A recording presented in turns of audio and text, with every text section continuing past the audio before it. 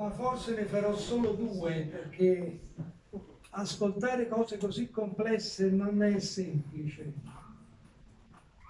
Però, insomma, adesso in maniera molto veloce, anche io entro nel come ci siamo conosciuti, io e il maestro Timpani. Intanto perché c'è il laboratorio di Sgambati e del maestro Avella tra Nola e Napoli, dove passano un sacco di artisti bravi. Ma Giovanni Timpani mi ha colpito in maniera particolare. Prima di vedere le cose che fa, ho ascoltato le cose che dice e queste mi hanno molto, molto preso, non solo sul piano dell'artisticità, ma prima ancora sul piano della professionalità.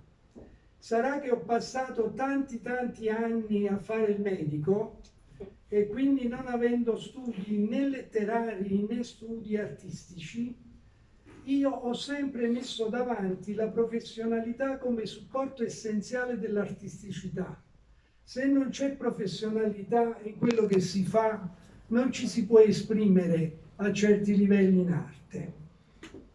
Questa è la cosa che volevo dire. Dopodiché la professoressa Lezza mi regala un giorno un libricino piccolo ma molto bello di un certo Leonardo Sinisgalli. Ora, Leonardo Sinisgalli è stato un grandissimo poeta del Novecento italiano ed è stato anche un grandissimo scienziato.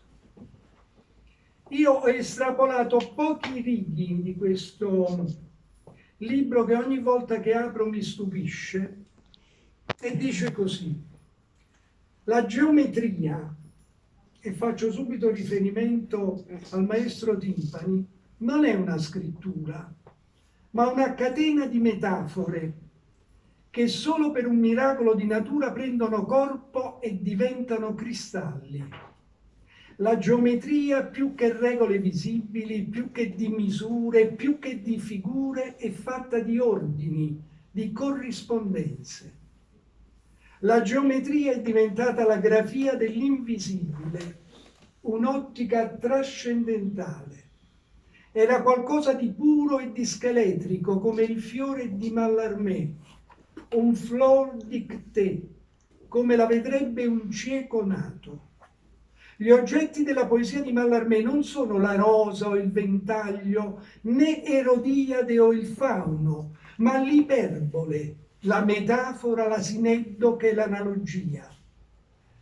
Il trattato della divina proporzione, che si chiude col primo alfabeto geometrico, ha giovato forse a Giambattista Bodoni per disegnare le matrici immortali dei suoi caratteri e coprire i fogli bianchi di un ordito incantevole.